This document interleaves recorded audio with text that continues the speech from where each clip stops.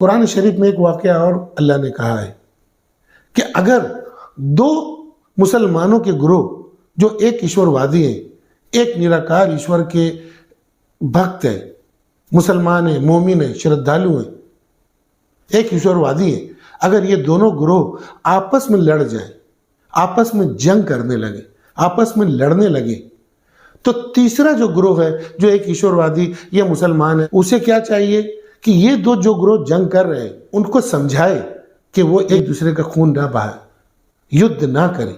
अगर इन दोनों ग्रोहों में एक जो है मान जाता है कि हाँ मैं मुसलमान हूँ, मैं मोमिन हूँ और मैं एक ईश्वर में श्रद्धा रखता हूँ, मैं जंग नहीं करूँगा, मैं ऐसा कर्म नहीं करूँगा जिससे सब जीवों की हानि हो, उनको नुकसान हो और बर्बादी हो और इंसानों का कत्ल हो, तो मैं ऐसे काम नहीं करूँगा, वो ग्रोह रुक जाता है। मगर जो दूसरा ग्रोह है वो नहीं मानता है, वो जुल्म अत्याचार पे तुला हुआ है।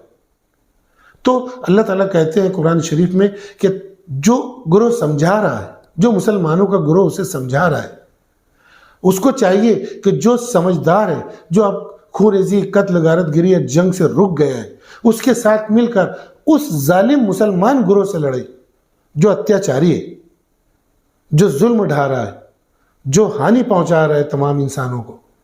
अब इस मिसाल में देखिए अल्लाह ताला ने क्या समझाना चाहा है।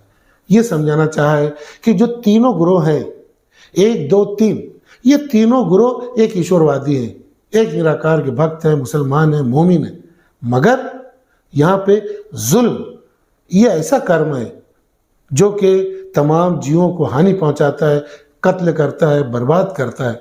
तो यहाँ पर तीनों मुसलमान हैं, हालांकि तीनों को स्वर्ग में जाना चाहिए या तीनों को हानि नहीं पहुंचना चाहिए, क्योंकि तीनों ईश्वर के भक्त हैं। मगर ईश्वर कह रहा है कि वो भक्त जो मुझ पर श्रद्धा तो रखता है मगर जुल्म कर रहा है, कर्म उसके सबको नुकसान और बर्बाद करने वाले हैं, उससे युद्ध किया जाए और उसको रोक के उसको खत्म किया जाए।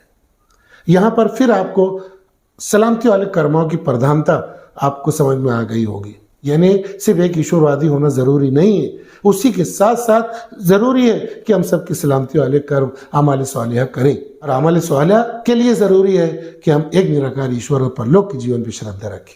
दोनों ही एक दूसरे के लिए बिल्कुल जरूरी है, एक से नहीं चलेगा।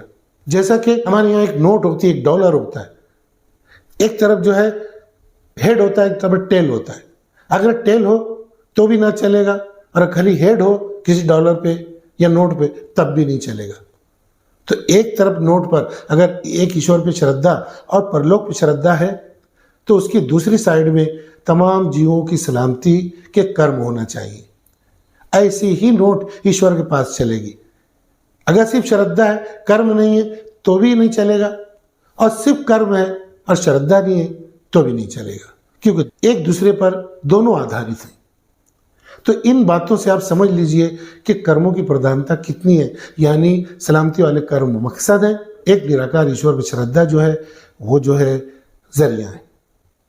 अब यही बात भगवत गीता में श्री अर्जुन जी को भगवान ने समझाई। वो बात क्या समझाई कि तेरे जो रिश्तेदार हैं, वो माना कि तेरे चचा हैं, तेरे बाबा हैं, तेरे चचा बाबा के सब बच्चे हैं, और तेरे ससुर हैं, साले हैं, मामा हैं, सब लोग हैं, उस्ताद हैं, मगर ये दोनों यानी कौरव भी और पांडव भी दोनों एक ही धर्म पे थे, कोई अलग अलग धर्म के लोग नहीं थे, सब ही ईश्वर पे श्रद्धा रखते थे। मगर यहाँ भी फर्क यही था। क्या फर्क था कि दोनों ईश्वर पे श्रद्धा रखने वाले थे, मगर कौरव जो थे वो ईश्वर पे श्रद्धा रखने के बावजूद वो सिर्फ जबान से ईश्वर पे श्रद्धा रखते थे और कर्मों से जुल्म ढाने वाले और लोभी लोग थे। लोभ में आकर लोग अपने ही सगे संबंधों को मारने वाले थे और तमाम जीवों को तकलीफ देने वाले थे। इसीलिए भगवान ने भगवत गीता के शुरू से आखिर तक यही समझाया अर्जुन जी को कि यहाँ पे कोई नाता, कोई रिश्ता, अपनों की सलामती का सवाल नहीं है, बल्कि यहाँ पूरे ब्रह्मांड की सलामती का सवाल है। इसीलिए दोनों एक ही धर्म के लोग, दोनों एक ही निराकार ईश्वर पर श्रद्धा रखते हो, मगर तुम जो है इनको खत्म करो, इनसे युद्ध करो, ये धर्म युद्ध कहलाएगा। और इसी को कुरान शरीफ में जिहाद भी कहा जाता है। और मैंने बताया ना कुरान शरीफ की एक मिसाल कि इसमें चाहे मुसलमान ग्रोह है, मोमिन गुरु है, अगर वो जुल्म कर रहा है तो उसको जंग करके उसे खत्म किया जाए, जुल्म नहीं चलेगा। वही बात पैगंबर साहब ने हदीस में भी कही कि अल्लाह शिर्क यानी बहु ईश्वरवादों को तो जिंदा रखता है उस वक्त तक जब तक वो अमन से रहे, सबकी सलामती का काम करते रहे। लेकिन बहु ईश्वरवादी जुल्म करने लगे तो अल्लाह उन्हें खत्म कर देगा। इसी तरीके से अगर मोमिन मुसलमान या एक ईश्वर पर श्रद्धा रखने वाले सब लोग हों लेकिन उसके बाद वो जुल्म कर रहे हो तो अल्लाह उन्हें भी खत्म कर देगा। सवाल एक निराकार ईश्वर की श्रद्धा या बहु ईश्वरवाद पे श्रद्धा का नहीं है, बात है सबकी सलामती वाले कर्मों का। हाँ, अगर सबकी सलामती वाले कर्मों के साथ एक ईश्वर पे श्रद्धा हो जाए तो बात पूरी हो जाएगी, 100% हो जाएगी। इंसान कॉन्स्टेंटली पूरा जीवन सलामती वाले कर्म करते रहेगा।